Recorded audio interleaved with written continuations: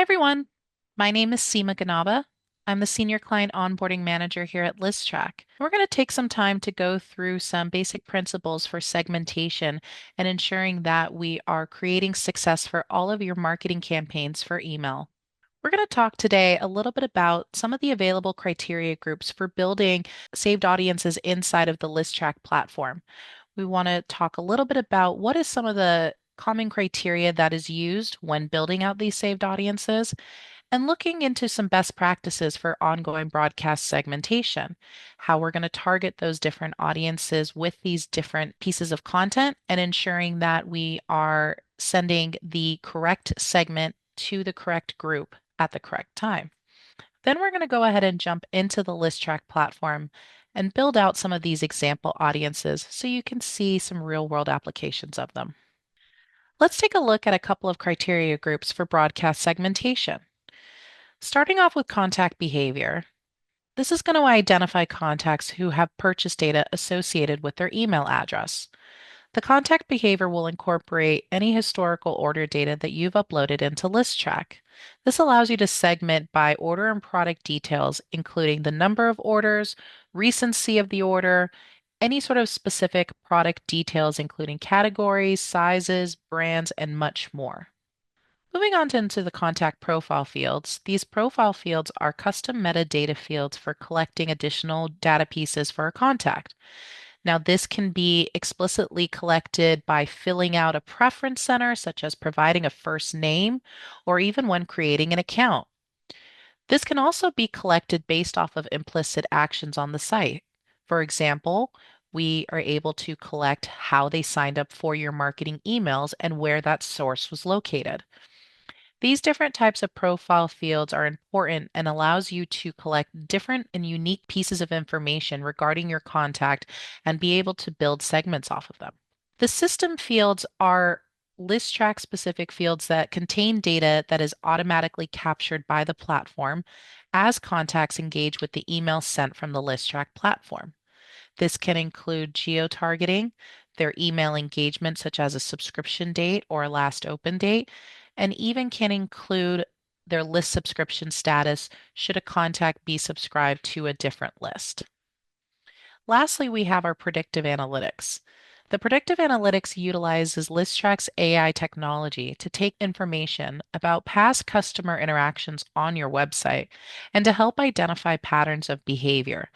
This will allow us to identify what contacts are most likely to do in the future and allow you to segment off of them, whether they have a certain affinity for utilizing a coupon or a discount, seeing if they have a higher likelihood to purchase rather than some of the other contacts, or even what is their current life cycle and if they have slipped into a lapsed or an at-risk state. Getting started with some best practices to use for ongoing broadcast segmentation, there's really going to be four important commandments that we'll generally want to follow when we are setting up these saved audiences to use. We'll always are going to be basing some of our engagement around subscription, their click engagement, when was the last time they made a purchase or a transaction on your website, and when was the last time they browsed your website in general. By using these four basic rules for building your audiences, this allows you to create different types of saved audiences based on the recency of that engagement on your website. We're always wanting to ensure that our most active contacts are going to receive the highest frequency of broadcasts.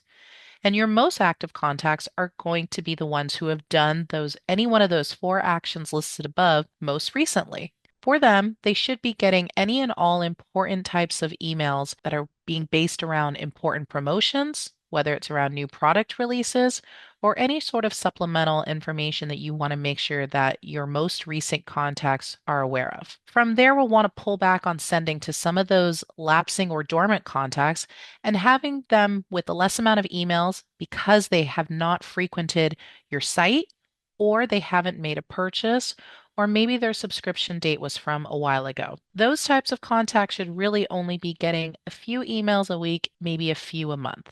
It's important to ensure that there is always going to be different types of recency between your most active and an inactive contact.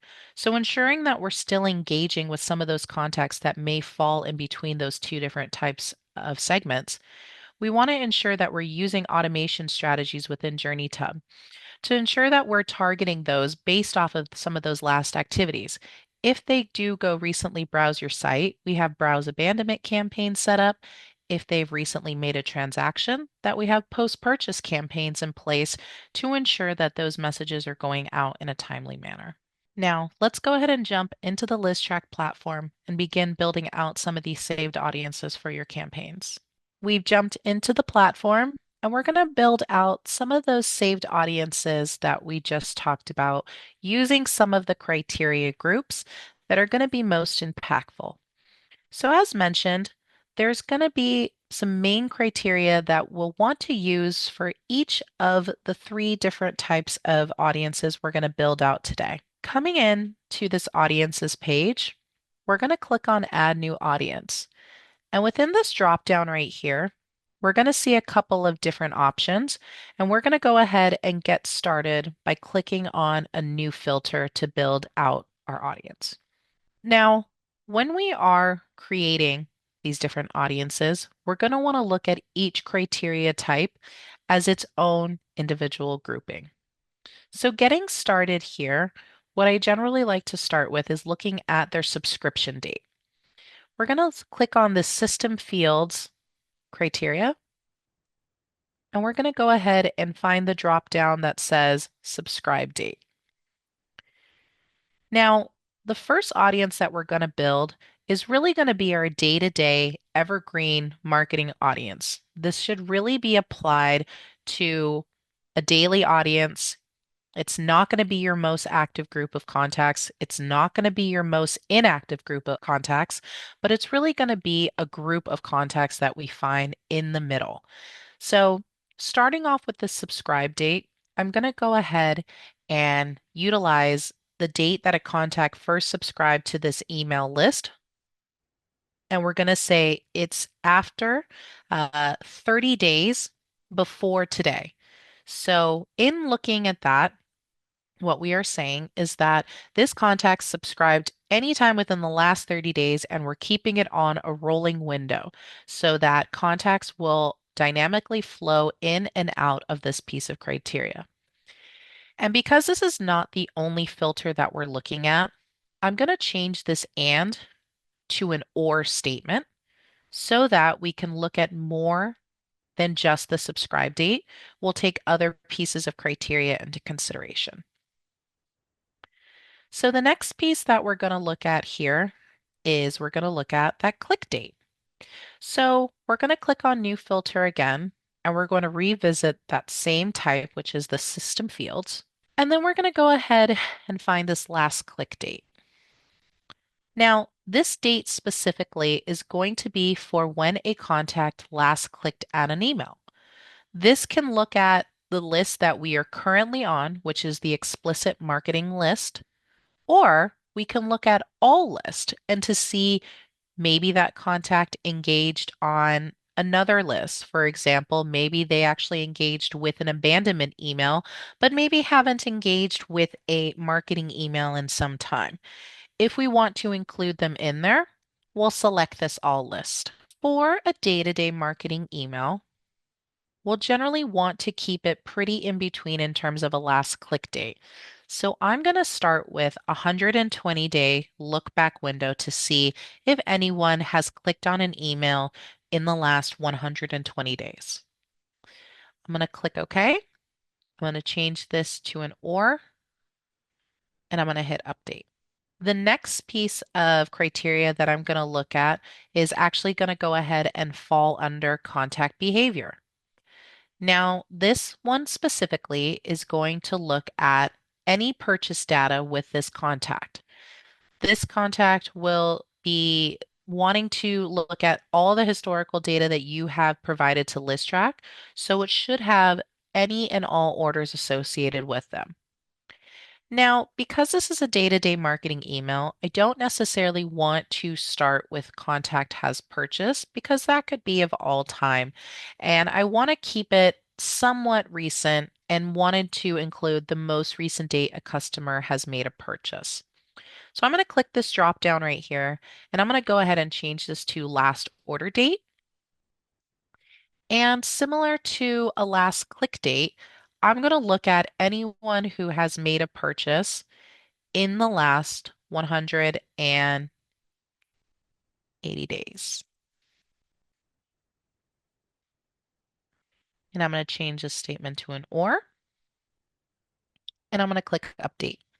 Now we've looked at subscribe, we've looked at click, and we've looked at purchase. We also want to see, has this contact browsed our website? And a way to do this is we're going to utilize our profile fields and look specifically for an auto-generated profile field group labeled FA Customer Metrics. So I'm going to come here to this profile field group, and I'm going to click down in here specifically to my customer metrics. The specific piece of criteria that I am going to look for is this last site visit. If I was sending a specific email that was much more granular in wanting to look at a very specific brand, or when was the last time they looked at a category, or what is they most often looking at because it was a product specific email, I may choose one of these options listed here or listed right below here. But because this is more evergreen and at a higher level, I'm mainly just wanting to see when was the last on-site activity captured by this customer through our JavaScript framework on your website. So I'm going to click on this last site visit. And again, similar to this last order date, I'm going to say if they've been on your website in the last 180 days. Change this to an or statement, and we'll hit update. And then the last piece of criteria that we are going to look at is going to be our predictive analytics. Now, as mentioned, our predictive analytics utilizes the Listrak AI technology, and they take information about past customer interactions on your website to really identify those patterns of behavior. And since this is a marketing email and an evergreen email, we're going to look at purchase. And really, what I want to do is find the contacts who are most likely to do just that action in the future, which is purchase. So I'm going to look at those that equal the most likely to make a purchase. Since I'm not adding in any additional criteria after this, I'm just going to leave this as an and statement right here. So looking at this audience that we've created, this is going to be for your everyday marketing sends. Day to day, it's not the most active, it's not the most inactive, it's right in between. This is really going to be for daily sends. If we want to take the same idea but target different subsets of audience, we don't necessarily have to change too much in regards to the actual filtering and criteria type. What we need to really look at is the recency of each of these functions. So, building out a most active segment and starting with a much tighter group of individuals, we're going to build a new audience here. So I'm going to click add a new audience, and we're going to start the same. We're going to start with our system fields and go to our subscription date. And because we're wanting to look at our most active or most recent group of engagers, really wanting to include someone who has recently done something on your site, we're going to keep this subscribe date within the last 30 days again, and we're not really going to change that. So we'll say is after 30 days.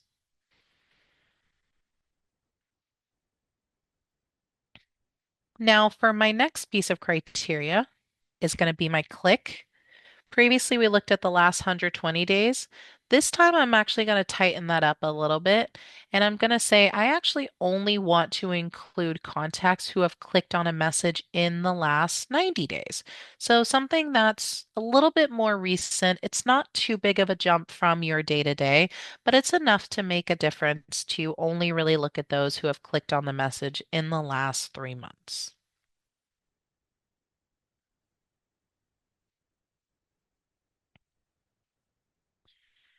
All right. Now, for our next piece of criteria, we're going to go back to contact behavior and we're going to go to their purchase. And we're going to look at their last order date.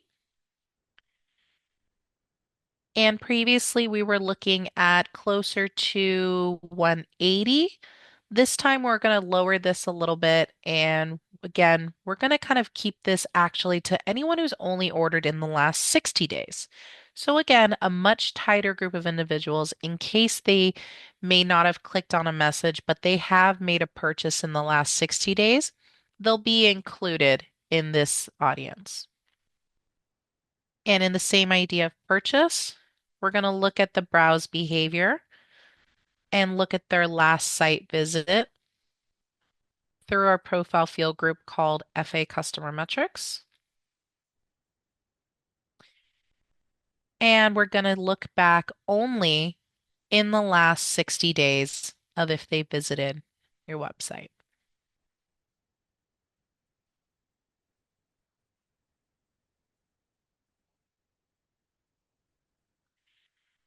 And then last but certainly not least, we do want to still include our predictive analytics. And the reason being is, yes, this is our most active audience. And yes, we're looking at around the last 30 to 60 days worth of behavior. But the predictive analytics and the predictive modeling specifically is really measuring the chance of a given behavior will occur in the next 14 days. So that really does help us out in ensuring, in case anyone fell through these specific criteria types, if we're seeing they're showing signs or behavior of wanting to make a purchase in the next 14 days, we do really want to make sure we are including them. So I'm just going to include this most statement of their likelihood to purchase. Now, looking at the recency of these different filters, this is going to include your most engaged, your super active group of contacts for sending out any sort of supplemental or incremental emails that are in addition to your day-to-day marketing. This could be leveraging reoccurring automated campaigns that utilize dynamic product recommendations. This could be for early access to new product releases on your website and giving them a first look. This is a great group of individuals to include in there. Lastly, what we're going to take a look at is an inactive audience or someone that has maybe a further look back. Specifically, if you had a big promotion coming up or a big sale and we wanted to gather a much larger group or pool of contacts to send this message to, this is going to be an important audience to create. So again, we're going to take the same exact criteria. We're not going to really make any changes specifically to this criteria. All that we're really going to change is the recency date. So looking at this subscribe date here, we're going to open this up a little bit to say anyone that has subscribed in the last 45 days. We don't really want to go too much further out than 45 days, specifically on subscription date, in case they haven't engaged in any other way. If they've just subscribed and they haven't clicked on an email or opened an email or they haven't purchased, they might have become dormant or may have forgotten that they have subscribed. So, general rule of thumb will be to stick to that 45-day window for a subscription date criteria only. Now, the next one we're going to go to is that last click date. Now, as mentioned, for subscription date, if we're sticking to that 45-day rule, for click, browse, and really purchase, we have a little bit more wiggle room. And especially for an inactive group, if we're trying to hit a very large pool of contacts, a good rule of thumb is going to be staying within that 365 days or 1 year window. So in this use case for last click date, I'm going to keep it to about 240 days and do a pretty large look back specifically on anyone that may have clicked a message on any one of the list in the last 240 days. And then for our purchase behavior, or looking at when anyone may have placed an order the last time on the website, I'm actually going to change this to 1 year. And I'm going to say anyone whose last order is actually not within 90 days, not within 120 days or 180 days, but I am going to say is after, and I'm going to change this to 1 year before today. And then I'm going to take the same recency date and I'm going to apply it to our last site visit inside of our FA customer metrics profile field group.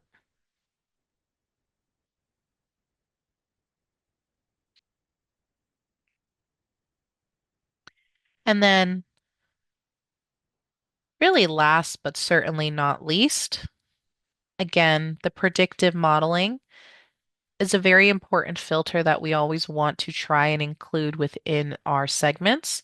So I'm going to come back here to our predictive analytics, and I'm going to find our likelihood to purchase. And we're going to include those contacts in case they don't fall into any other of these pieces of criteria. If we see they have a high likelihood to purchase within the next 14 days, we want to go ahead and include those groups of contacts that they may have slipped through any of these other pieces. And so this is a great saved audience to use for a bigger message, a certain promotion, a certain sale, whatever it might be, that if you want to ensure that you have a larger pool of contacts that have an opportunity to look at this message that may not get your everyday marketing message, this is going to be for your inactive contacts. So that's three easy segments and saved audiences to build out that you can use in different types of campaigns that you build inside of Listrak. So hopefully you feel better about building out different types of segmentation inside of the Listrak platform. You can always tailor these strategic recommendations based off of the different types of campaigns that you are looking to build and really use them as a framework to build even more campaigns within the Listrak platform. You can always check out a lot more video resources and Help Center articles inside of our Help Center. There's additional strategies and optimizations that you can utilize when building out these segments. And always reach out to your account manager to really help guide and build any one of these segments when you're building out your campaigns. I hope you enjoyed our time today. Thanks so much for joining.